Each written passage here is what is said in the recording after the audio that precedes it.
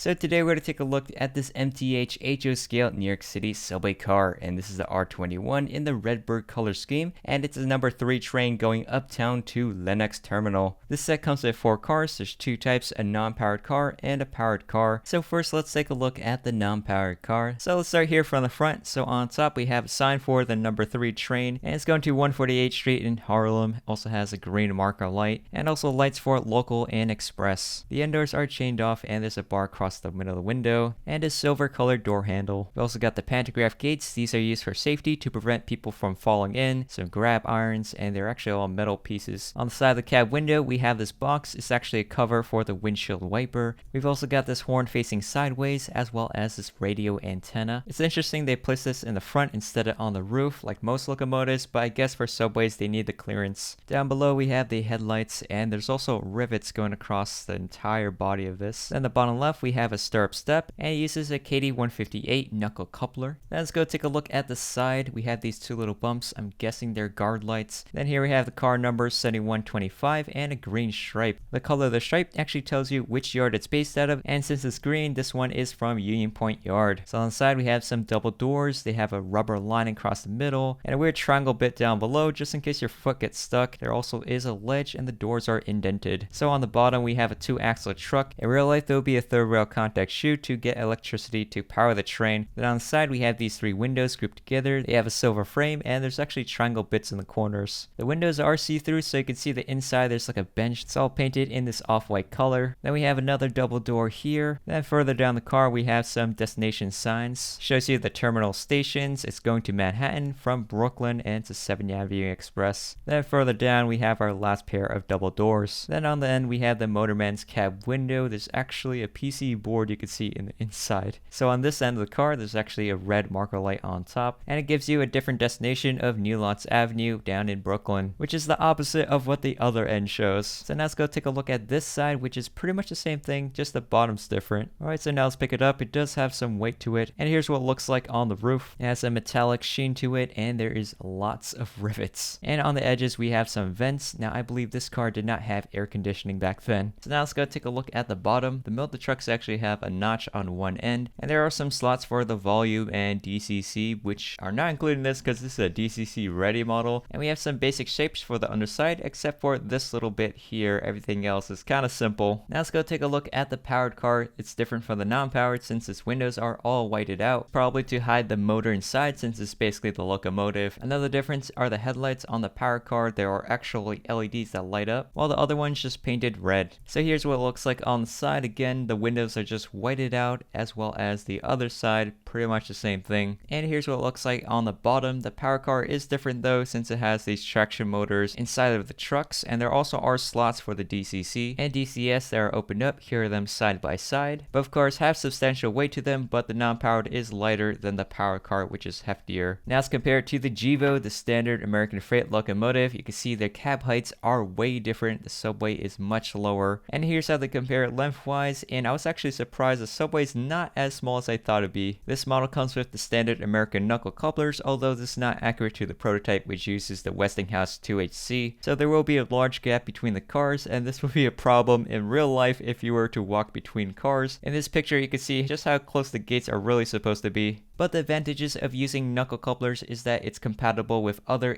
HO scale trains, so you can even hook it up to your GEVO. And here's what that would look like. And while researching for this video, I actually found a picture of a GP7 transporting subway cars, so it is possible. There's actually adapter attachments or compromised couplers which allow for subways to connect with locomotives. Here's the new R21 Subway car being delivered. Here you can see it on the Metro North M8 rail car, and that's actually how they delivered it from Nebraska all the way to the East Coast. They actually used a Union Pacific GEVO.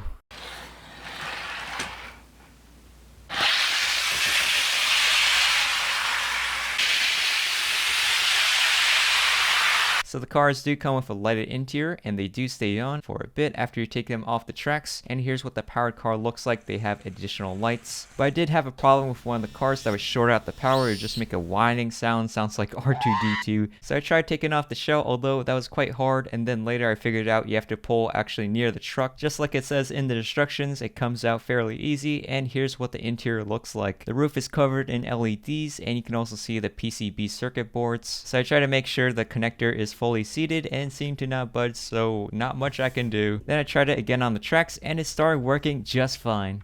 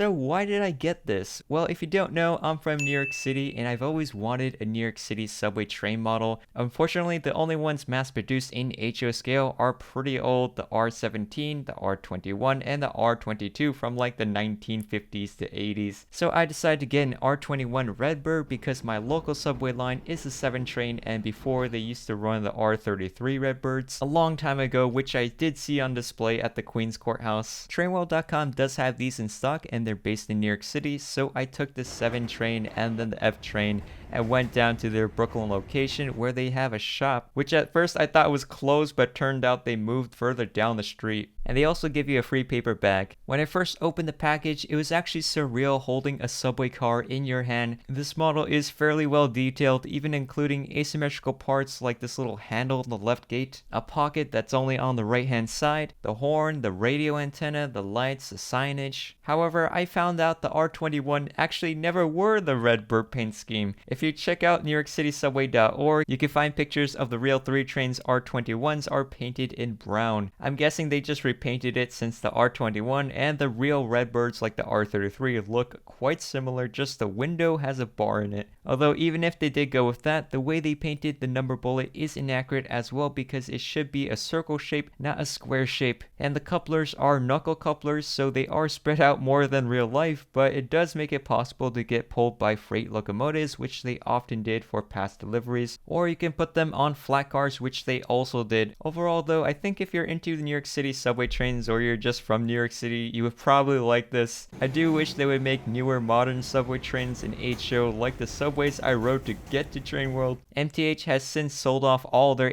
HO scale tooling to scale trains including the subway, but it's highly unlikely they will produce one, so this set is the next best option. And if a car ain't working, just try resetting the shell because apparently that fixed it. But yeah, I hope you guys enjoy this video. It's sort of more for me since I'm from New York City, but maybe you are too. Let me know down in the comments. If you guys enjoy this video, hit the like button down below, subscribe if you hadn't already, and I'll see you guys in the next one. Bye.